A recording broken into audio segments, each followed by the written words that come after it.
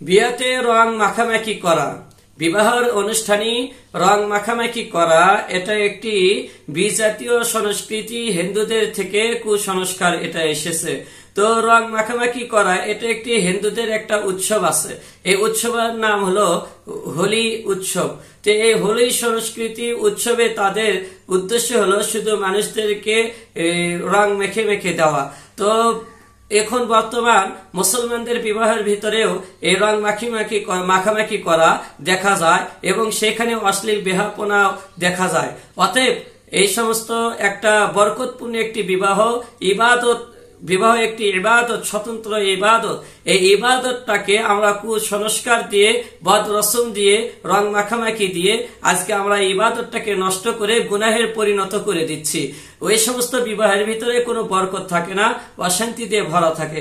অতএব আমরা এই সমস্ত হিন্দুদের বিজাতীয় সংস্কৃতির থেকে, কুসংস্কার থেকে, কুরসম থেকে, হিন্দুদের প্রথার থেকে, হোলি উৎসবে, হিন্দুদের হোলি উৎসবের সাদৃশ্য থেকে হেফাজত থাকার চেষ্টা করবো ইনশাআল্লাহ।